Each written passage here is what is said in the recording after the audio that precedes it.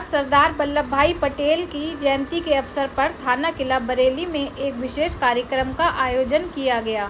कार्यक्रम के मुख्य अतिथि थाना प्रभारी सुभाष कुमार रहे, जिन्होंने लौह पुरुष सरदार पटेल के जीवन, संघर्ष और देश निर्माण में उनके अमूल्य योगदान को याद किया और सरदार वल्लभ भाई पटेल की 150वीं जयंती पर थाना किला से आयोजन का शुभारंभ किया गया, जिसमें किला फाटक से होते हुए वापस किला थाना में रन फॉर यूनिटी के आयोजन का समापन भी किया गया। उन्होंने अपने संबोधन में कहा कि सरदार पटेल की सोच ही आज के भारत की ताकत है। इस अवसर पर पुलिसकर्मियों और स्थानीय नागरिकों ने पुष्प अर्पित कर लौह पुरुष सरदार पटेल को श्रद्धांजलि दी और देश में एकता व सद्भाव बनाए रखने का संकल्प लिया। साथ ही किला थाना प्रभारी सुभाष कुमार ने कानून को लेकर जनता को जागरूक भी किया।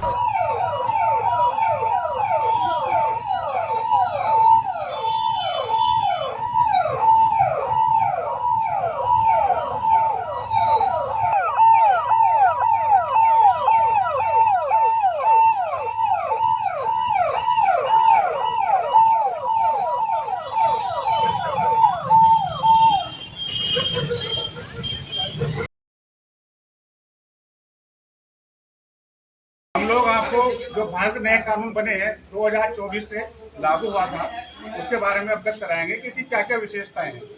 हम बता दें आपको कि पहले क्या था, पीड़ित को थाने पर आना पड़ता था।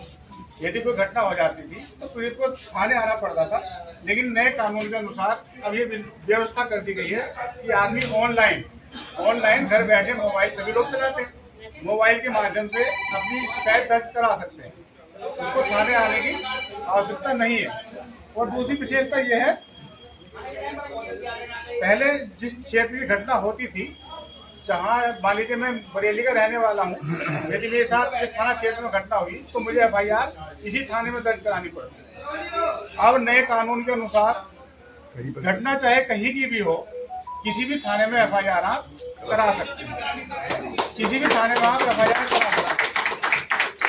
दूसरी विशेषता ये रही इस कानून की, पीड़ित को निःशुल्क, जैसे कि पहले समझा जाता है कि FIR तक नहीं दी जाती थी, अब जो पीड़ित होता है उसको निःशुल्क FIR दी जाती है।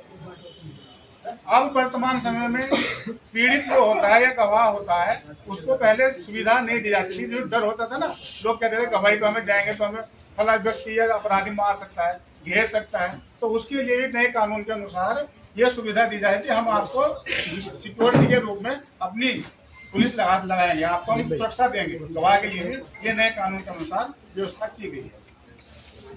अब जो अपराध होते थे, आपने सुना होगा कि एक केस आय दर्ज हुआ और वो केस कम से कम 10 साल 20 साल जो है चलता था, सुना होगा आपने भी। लेकिन अब नए कानून के अनुसार ये नियम बना दिया गया है कि उसकी समय सीमा तय कर दी गई है। न्यायालय के लिए कर दिया गया है कि आपको निर्धारित समय अवधि के अंदर इस केस को निस्तारण करना है।